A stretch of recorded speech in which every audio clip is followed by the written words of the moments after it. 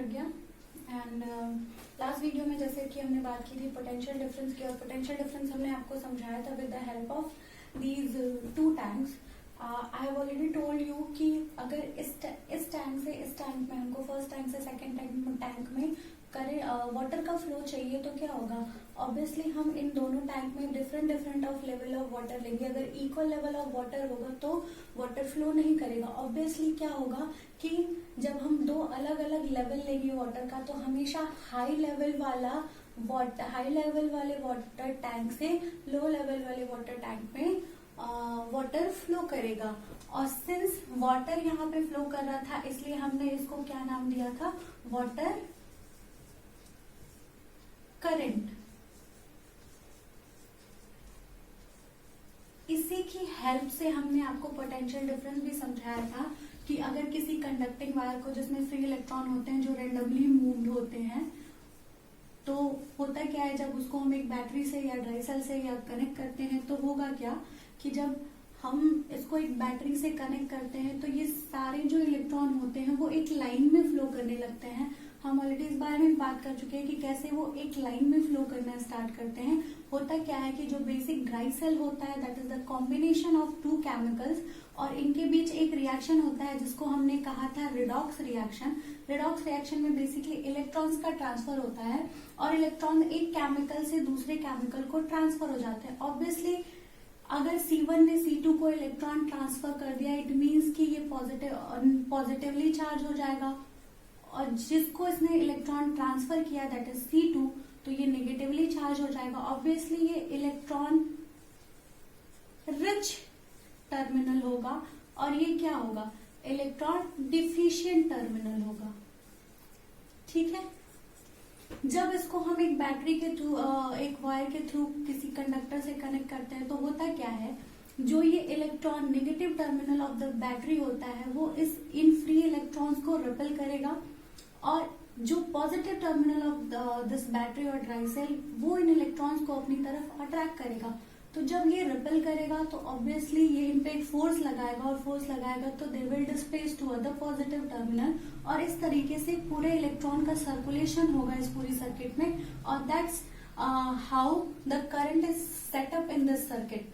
तो इन सारी चीजों के बारे में हम लास्ट वीडियो में ऑलरेडी बात कर चुके हैं। अब एक बेसिक चीज जो I want to let you know कि what happened if the difference of the level of the water in these two tanks increases. Suppose कि now this is the level of the water. Obviously जो difference अभी यहाँ इतना था अब वो difference इतना हो गया। वाटर लेवल का जो डिफरेंस है वो इंक्रीज हो गया। जितना ज्यादा डिफरेंस होगा उतना ही ज्यादा तो वाटर यहाँ से यहाँ फ्लो होगा। इट मीन्स कि डिफरेंस जितना ज्यादा होगा वाटर करंट भी उतना ही ज्यादा होगा। It means the difference increases then water current also increases. Similarly if the potential difference increases it means what, the flow of electron increases, the flow of electron becomes more rapid, and that's how electric current will also increases. It means आप कह सकते हो कि जो circuit का electric current है वो किस पर डिपेंड कर रहा है, हमेशा किस पर डिपेंड कर रहा है, I always depend on the potential difference. और जितना ज्यादा पोटेंशियल डिफरेंस होगा उतना ही ज्यादा करंट होगा। जितना ज्यादा पोटेंशियल डिफरेंस को हम डिक्रीज करेंगे उतना ही करंट भी डिक्रीज होता जाएगा। ये इतनी बात समझ में आ गई। तो इस पूरे डिस्कशन से हमको मिला क्या, हमको ये मिला कि जो करंट है दैट इज इलेक्ट्रिक करंट वो किस पे डिपेंड करता है, वो डिपेंड करता है पोटेंशियल डिफरेंस पे। तो you can write it that I depends on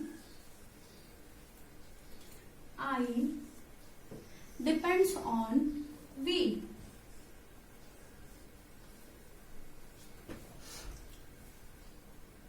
Now one more thing, depend अगर कर रहा है तो you can write it in another terms that I is directly proportional to V. Let me write it again. Hope कि it's clear to you that I depends on V. I directly proportional, or you may say V is directly proportional to I. Just remember this. This is your Ohm's law.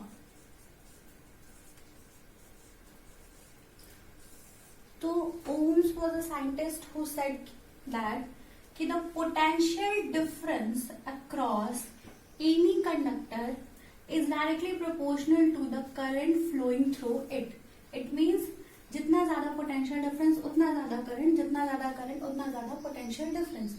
Now हम already जानते हैं कि अगर हमको ये proportionality का sign हटा के एक इक्वालिटी लगाना है तो what we will do, obviously we will put a constant. Here R is what? A constant of proportionality. Now आपने इसको constant of proportionality तो कह दिया, but we have to find out कि what this R is. तो let's find out. From here we can write it I is equals to V by R. We can write it now. From this expression you can say that as R increases I decreases, as R decreases I increases. It means larger the value of R, it will indicate what? Smaller value of I. It means you may say that I is inversely proportional to R. From here you can say that कि R is a constant of proportionality, but as the R increases current decreases. It means R कोई वो factor है जो current के flow को interrupt करेगा, oppose करेगा या रेजिस्ट करेगा. और सिंस ये करंट के फ्लो को रेजिस्ट कर रहा है, इसीलिए हमने इसको कहा रेजिस्टेंस. क्या कहा?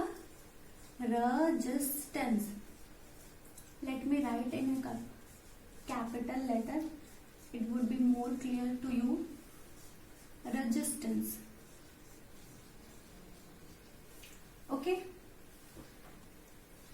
इसको हम रिप्रेजेंट करते हैं, बेसिकली इसका जो यूनिट होता है वो ओम होता है, और इसका जो रिप्रेजेंटेशन होता है ओम का वो हम ऐसे करते हैं.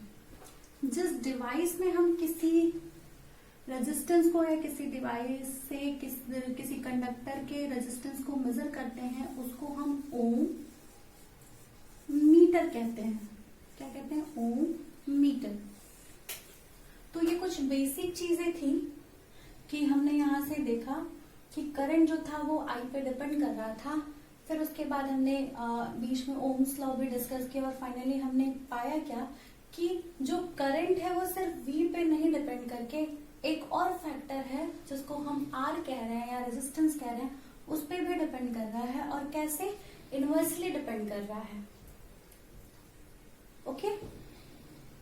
तो रेजिस्टेंस क्या है? रेजिस्टेंस कोई ऐसा फैक्टर होगा जिसकी वजह से किसी कंडक्टर के थ्रू करंट के फ्लो को अपोज किया जाएगा या करंट के फ्लो को रेजिस्ट किया जाएगा.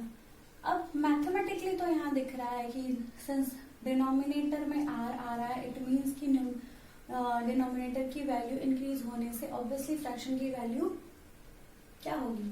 इनवर्सली प्रोपोर्शनल होती है ना. डिनोमिनेटर इंक्रीज होगा तो फ्रैक्शन की वैल्यू कम होगी. तो ये तो मैथमेटिकली आपको दिख रहा है कि हाँ जैसे जैसे आर इंक्रीज होगा, मतलब आर क्या है? रेजिस्ट कर रहा है को. बट एक्चुअली अगर आप इसको थोड़ा सा और समझना चाहें तो हम इसको और डिटेल में समझेंगे. और अगर आप देखिए तो होगा क्या?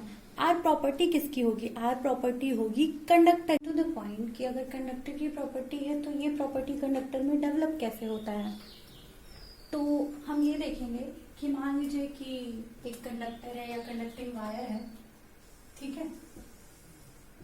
ऑब्वियसली अगर सिल्वर है तो इसमें सिल्वर के एटम्स होंगे, अगर एल्यूमिनियम है तो एल्यूमिनियम के एटम्स होंगे, अगर कॉपर है तो कॉपर के एटम होंगे, और ऑब्वियसली होगा क्या, इनमें फ्री इलेक्ट्रॉन्स होगा या नहीं होगा? अरे फ्री इलेक्ट्रॉन्स नहीं होगा तो फ्लो क्या करेगा? ठीक है। अब कंडक्शन कैसे होता है? ऑब्वियसली जब हम इसको बैटरी से कनेक्ट करते हैं तो होता है क्या कि ये इलेक्ट्रॉन जो है, फ्री इलेक्ट्रॉन, वो फ्लो करना स्टार्ट कर देते हैं और इस तरीके से हमको सर्किट में करंट मिलता है। बट अगर आप देखिए तो जब ये इलेक्ट्रॉन फ्लो करेंगे तो होगा क्या, ये इलेक्ट्रॉन इन एटम से भी तो स्ट्राइक होंगे ना, होंगे कि नहीं होंगे? जब ये इलेक्ट्रॉन फ्लो करना स्टार्ट करेंगे तो ऐसा तो है नहीं कि खाली सड़क है और हम दौड़ते चले जा रहे हैं।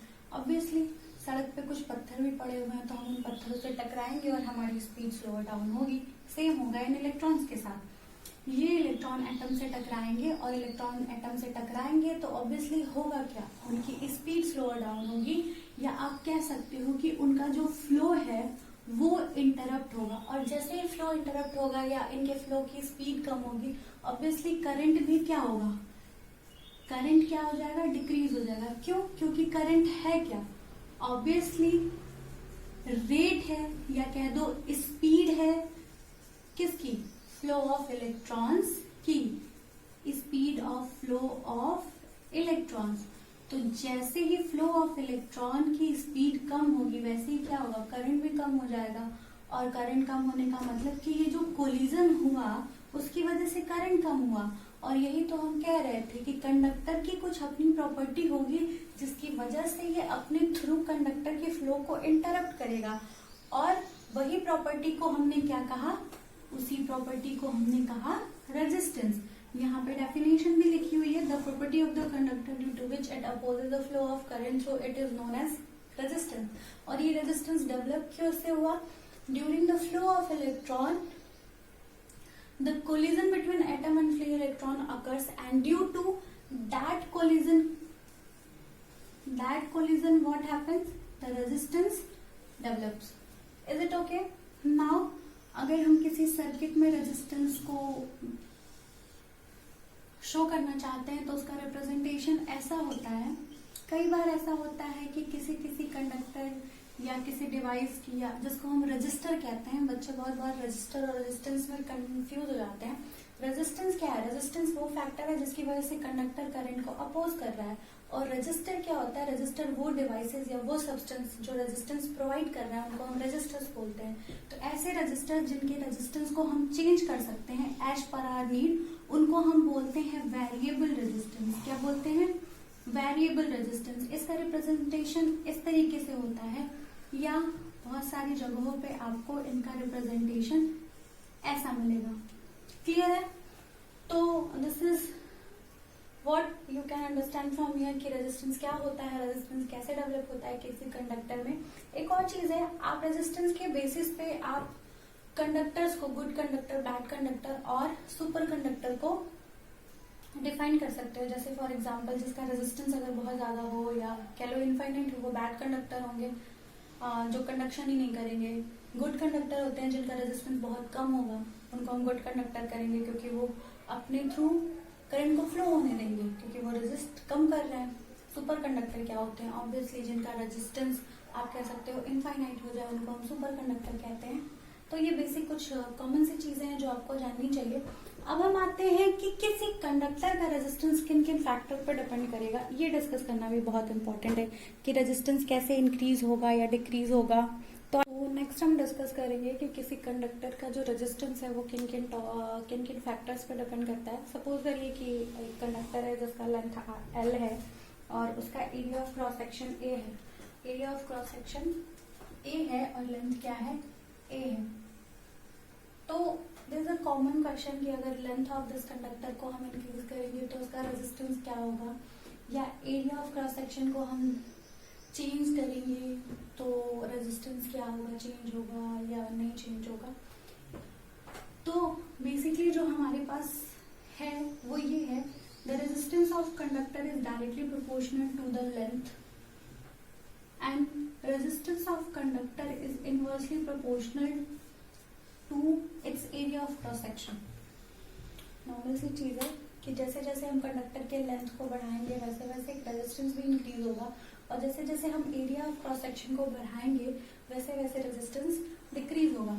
इट मीन कि जितना ज्यादा वायर लॉन्ग होगा उसका रेजिस्टेंस उतना ज्यादा होगा, और जितना ज्यादा वायर थिक होगा, ऑब्वियसली थिक मतलब मोटा होगा, या थिक होगा तो रेजिस्टेंस कम होगा या ज्यादा होगा, रेजिस्टेंस कम होगा, क्योंकि एरिया ऑफ क्रॉस सेक्शन फिर क्या होगा, इंक्रीज होगा।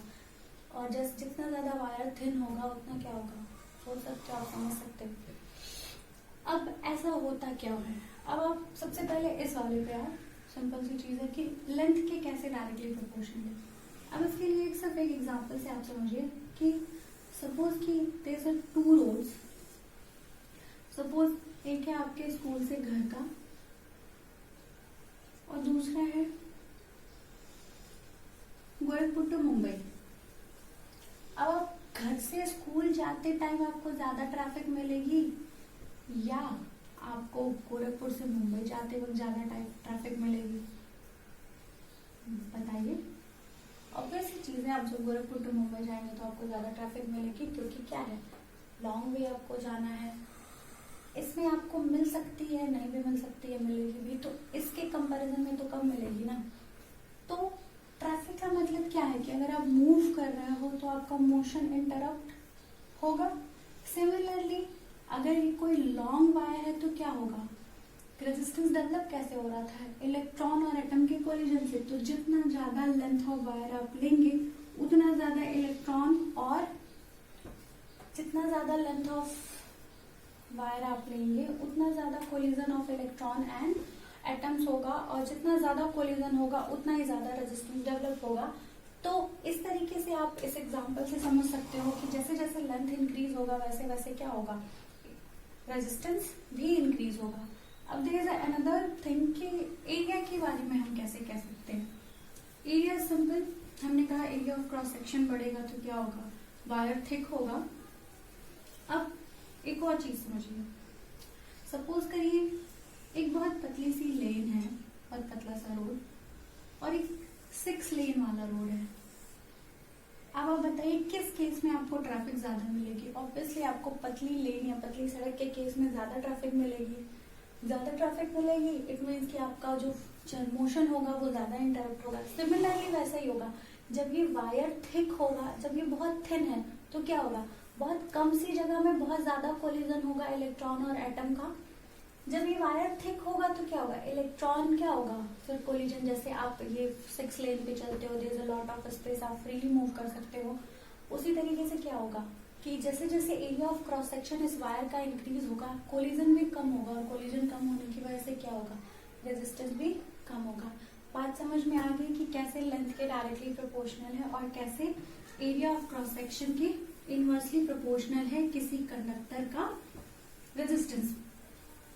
ठीक है, तो किसी कंडक्टर का रेजिस्टेंस क्या है, कंडक्टर के लेंथ को इंक्रीज करने पे इंक्रीज होगा और कंडक्टर के एरिया ऑफ क्रॉस सेक्शन को इंक्रीज करने पे डिक्रीज होगा। अगर हम इन दोनों को कंबाइनली लिखना चाहें तो हम लिख सकते हैं L/A, ये लिख सकते हैं ना, R is directly proportional to L/A, obviously L के डायरेक्टली प्रोपोर्शनल है, एक के इनवर्सली प्रोपोर्शनल है।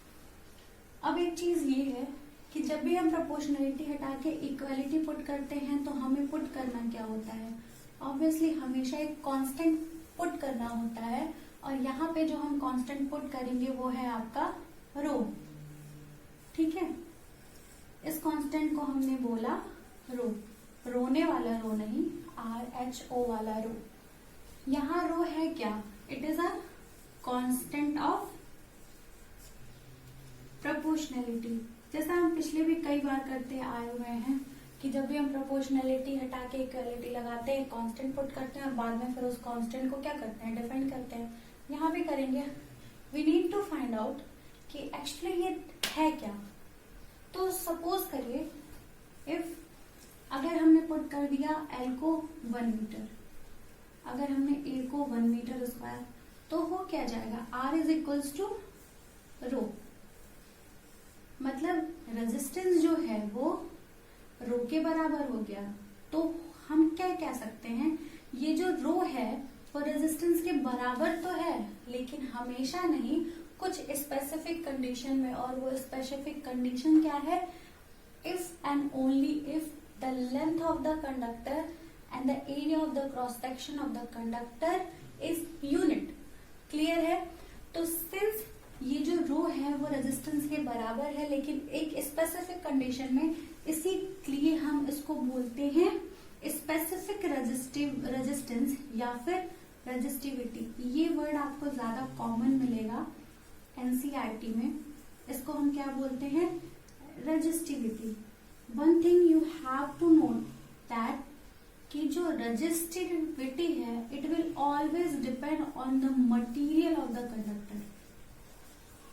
मटेरियल ऑफ कंडक्टर, ठीक है। इसको थोड़ा और समझिए।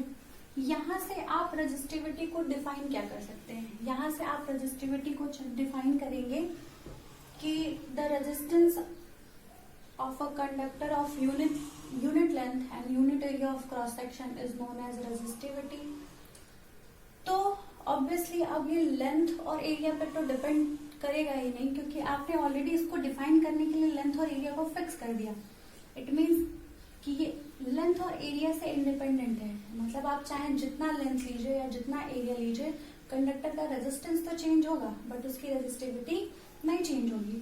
रेजिस्टिविटी किस पे डिपेंड करेगी, सिर्फ और सिर्फ वो मटेरियल की जिससे वो कंडक्टर बना हुआ है। अगर सिल्वर का है, ठीक है, तो सिल्वर की या आप शीट लीजिए, सिल्वर का वायर लीजिए, सिल्वर का थिक वायर लीजिए, सिल्वर का थिन वायर लीजिए, उसकी जो रेजिस्टिविटी होगी वो हमेशा क्या होगी, सेम होगी। रेजिस्टिविटी तभी चेंज होगी जब आप सिल्वर को रिप्लेस कर देंगे कॉपर से या किसी और मटेरियल से, तो किसी और मटेरियल की रेजिस्टिविटी अलग होगी। मतलब क्या है, ये जो रेजिस्टिविटी है किसी कंडक्टर की वो सिर्फ और सिर्फ डिपेंड करती है उसके अपने मटेरियल से कि वो किस मटेरियल से मिलके बना होता है। इट मीन्स वहां से आपको दो चीजें मिलेंगी कि रेजिस्टेंस जो है वो सिर्फ लेंथ और एरिया ऑफ कंडक्टर पर डिपेंड नहीं करता, ये एक और फैक्टर पर डिपेंड करता है, वो है रेजिस्टिविटी। इट मीन्स कि वो उस मटेरियल पे भी, और रेजिस्टिविटी किस पर डिपेंड करती है, उस कंडक्टर के मटेरियल पे डिपेंड करती है। ठीक है, इतनी बात समझ में आ गई? आई होप कि समझ में आ गई होगी। एक और टर्म होता है कि टेम्परेचर इंक्रीज करने से क्या होगा, रेजिस्टेंस बढ़ेगा या घटेगा। उसके पहले आप एक और चीज देख लीजिए। रेजिस्टिविटी यहाँ डिस्टिंग्विश करेगा कि सपोज करिए आपके पास दो वायर हैं, ठीक है, same length and same area of cross section, ठीक है। मान लीजिए this is your to wires, this is also a length having a length L and area of cross section A। अगर आपको पूछना हो कि इसमें से किसका रेजिस्टेंस ज्यादा होगा, तो ऑब्वियसली लेंथ और एरिया तो दोनों के सेम हो गए, तो लेंथ और एरिया सेम हो गए, तो आपको चेक करना होगा कि किस मटेरियल का है या इनका रो कितना है। ठीक है, अगर आप एनसीईआरटी में देखेंगे तो आपको एक टेबल दे रखा है जिसमें डिफरेंट कंडक्टर की रेजिस्टिविटी लिस्ट दे रखी है। तो वहाँ आप देखेंगे कि सिल्वर की जो रेजिस्टिविटी होती है वो सबसे कम होती है, और उसके बाद सोन आप देख लीजिएगा, ठीक है। इसीलिए आप देखेंगे कि आपको जहाँ ज्यादा कंडक्टिविटी की जरूरत होती है, जैसे आप सोलर सेल वगैरह में देखिए, वहाँ पे सिल्वर की वायर हम यूज करते हैं, ठीक है। तो ये बेसिक रीजन है कि क्यों, ऑब्वियसली सारे conductor good conductor of electricity हैं, बट उनमें से भी कुछ कंडक्टर ज्यादा गुड कंडक्टर हैं और कुछ कम गुड कंडक्टर हैं। तो ये क्यों होता है, ये basically due to the rho या रेजिस्टिविटी की। रेजिस्टिविटी है क्या, रेजिस्टिविटी इनकी अपनी एबिलिटी है, एबिलिटी है कि वो कितना अपोज कर सकते हैं करंट के फ्लो थ्रू, अपनी एबिलिटी, ठीक है। तो वो सिर्फ मटेरियल की एबिलिटी होगी। बात समझ में आ गई? तो रेजिस्टेंस डिपेंड करेगा, ये फॉर्मूला आप याद रखिएगा, क्योंकि ये फॉर्मूला बहुत सारे न्यूमेरिकल आपको इससे करने, एग्जाम्पल में भी हैं और एक्सरसाइजेज में भी है न्यूमेरिकल, तो इस चीज का ध्यान रखिएगा। एक और टॉपिक है जो आपको अभी समझना है, वो ये है कि अगर टेम्परेचर बढ़ा दे किसी वायर का, मान लीजिए एक वायर है, अगर 25 डिग्री सेल्सियस पे रूम टेम्परेचर पे रखा हुआ है, तो उसका रेजिस्टेंस और ले जाके उसको 80 डिग्री सेल्सियस पे हीट कर दिया जाए तो उसके रेजिस्टेंस पे क्या इफेक्ट होगा, तो इस चीज को भी हम डिस्कस कर लेते हैं। सो जो नेक्स्ट हमको देखना है कि किसी कंडक्टर का रेजिस्टेंस टेम्परेचर पे कैसे डिपेंड करेगा, या जब टेम्परेचर को वेरी कराएंगे तो रेजिस्टेंस कैसे वेरी कराएगा। एक्चुअली होता क्या है, resistance of any conductor is directly proportional to the temperature. ठीक है, अब इसको थोड़ा सा समझिए कि होगा क्या। ऑब्वियसली अगर टेम्परेचर बढ़ाते हैं तो टेम्परेचर क्या होगा, काइनेटिक एनर्जी को इफेक्ट करेगा। जितना ज्यादा टेम्परेचर इंक्रीज होगा उतना ज्यादा उसकी काइनेटिक एनर्जी होगी, और काइनेटिक एनर्जी इसका मतलब क्या है, काइनेटिक एनर्जी इंक्रीज होने का मतलब है कि ऑब्वियसली मोर रैपिड फ्लो किसका, ऑब्वियसली इलेक्ट्रॉन और एटम जो है। अब जितना ज्यादा होगा इट मीन्स क्या है, जो कोलिजन होगा वो भी इंक्रीज हो जाएगा। ऑब्वियसली ये इलेक्ट्रॉन और एटम का जब ज्यादा फास्ट मूव करेंगे इनकी काइनेटिक एनर्जी बहुत ज्यादा इंक्रीज हो जाएगी टेम्परेचर इंक्रीज होने की वजह से। अब टेम्परेचर इंक्रीज होने से काइनेटिक एनर्जी कैसे इंक्रीज होती है, आप 9th क्लास में केमिस्ट्री में पढ़ के आए होंगे। तो अगर कोई डाउट होगा तो आप हमको बताइएगा, हम उसको क्लियर कर देंगे। बट फिलहाल के लिए टेम्परेचर आपको पता है कि टेम्परेचर इंक्रीज होने से होगा क्या, काइनेटिक एनर्जी भी इंक्रीज होगी। और जैसे ही काइनेटिक एनर्जी इंक्रीज होगी ये क्या होगा, मोर रैपिडली फ्लो करने लगेंगे, और जैसे ही ज्यादा रैपिडली फ्लो करेंगे तो इनके बीच का जो ये कोलिजन है वो भी क्या होगा, कोलिजन भी इंक्रीज करेगा। और ये कोलिजन इंक्रीज होने की वजह से ही क्या होगा, ऑब्वियसली रेजिस्टेंस क्यों डेवलप हो रहा था किसी कंडक्टर में, वो डेवलप हो रहा था क्योंकि during the flow of electron collides to the atom of the conductor, और इसी की वजह से रेजिस्टेंस डेवलप हो रहा था। तो जितना ज्यादा कोलिजन होगा उतना ही ज्यादा क्या होगा, रेजिस्टेंस। तो दिस इज हाउ कि resistance depend upon the temperature, कि अगर हम टेम्परेचर को इंक्रीज करेंगे तो रेजिस्टेंस इंक्रीज होगा किसी कंडक्टर का। सपोज करिए अगर रूम टेम्परेचर पे रखा है सेम कंडक्टर, सेम लेंथ और same area of cross section का, तो उसका रेजिस्टेंस कुछ और है। और अगर उसी कंडक्टिंग वायर को सेम लेंथ और same area of cross section, same material वाले कंडक्टिंग वायर को अगर आप 90 डिग्री से 80 डिग्री पे लेते हैं तो उसका रेजिस्टेंस चेंज हो जाएगा। और वो कैसे चेंज होगा, ऑब्वियसली अगर टेम्परेचर बढ़ेगा तो रेजिस्टेंस भी इंक्रीज होगा। तो ये फैक्टर्स थे, आपको कुल मिला के मिले क्या कि रेजिस्टेंस जो है वो डिपेंड करता है किस पे, ऑब्वियसली रेजिस्टेंस का डिपेंडेंस जो होता है वो डिपेंडेंस होता है लेंथ ऑफ द कंडक्टर, वो डिपेंडेंस होता है area of cross section of the conductor, and resistance also depends on the temperature, and one more thing, resistance depend upon the material. Obviously rho change होगा, या इसको आप ये समझो कि रेजिस्टिविटी पे डिपेंड करेगा। ठीक है, तो रोल डायरेक्टली प्रोपोर्शनल और R is directly proportional to. तो these are the basic thing जो आपको जानना चाहिए कि रेजिस्टेंस क्या होता है, रेजिस्टेंस किन किन चीजों पे डिपेंड करता है। तो दिस इज ऑल अबाउट। जो नेक्स्ट आपका टॉपिक है वो है कॉम्बिनेशन ऑफ रेजिस्टेंस, तो उसको हम नेक्स्ट वीडियो में डिस्कस करेंगे। ठीक है, थैंक यू।